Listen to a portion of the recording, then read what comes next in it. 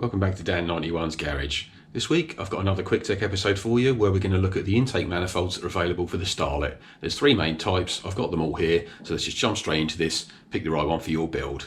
See you in a sec.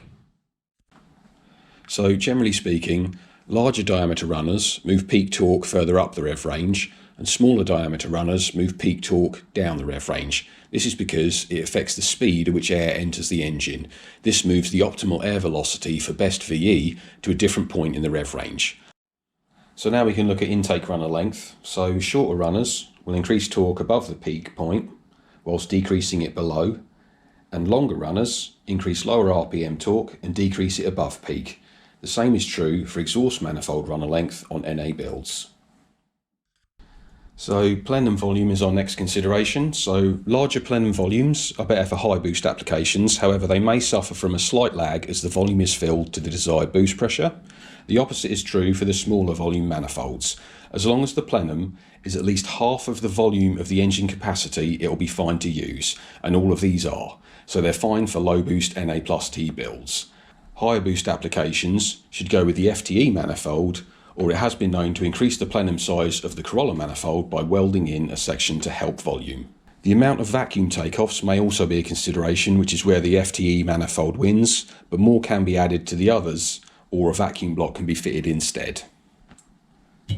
So in detail, the Starlet 4EFE manifold, the runner length is 340mm, which is the medium length of the three manifolds. It also has the smallest runner cross section.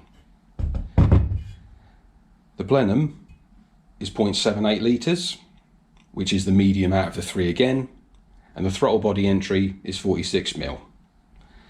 As we can see from the shape of the runners, the 4EFE stock manifold has quite a tortured path for the air to flow before entering the head. The bend at the back here is actually quite tight.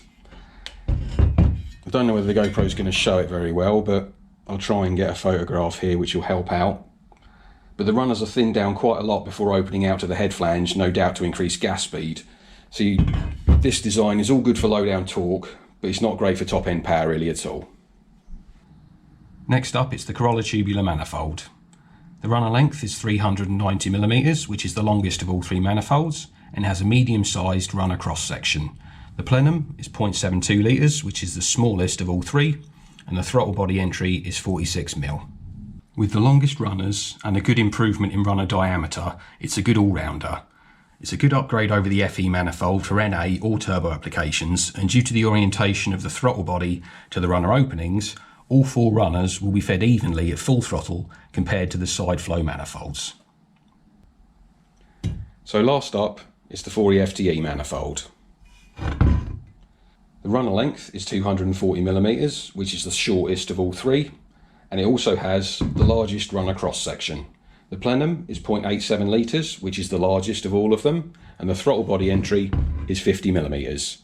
Now, as we've covered in some previous videos about this, if you're going to fit it with the 4EFE throttle body, and you need the 4EFE throttle body because it has a variable TPS and the correct idle air control valve on it to work with the ECU in the EP91 Starlet. So you need to make yourself an adapter plate that essentially puts material back here for the idle air control valve path to be on. It's not particularly difficult to make, and I've got a video covering that as well if you need to go and see it. So for the 4EFE NA builds, the Corolla manifold is simply the best choice, so you might as well just go straight to that.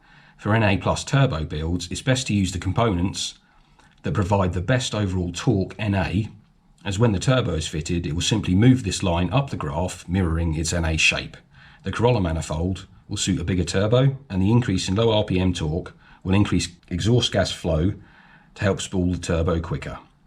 The FTE manifold will be more suited to a smaller turbo to help with the low RPM torque loss, but will provide more top end for the higher horsepower, higher revving builds. So I'll leave the Corolla manifold on it for now and turbo it as it is. It seems to provide the most power NA and has the largest amount of area under the curve on all the dyno graphs I've seen. So once we've done that, we can then compare it to the converted 4EFTE manifold I've got and do some back-to-back testing. So that's the end of this week's Quick Tech. Hope you enjoyed it, hope you got something out of it. Thanks ever so much for watching, and I'll see you next week.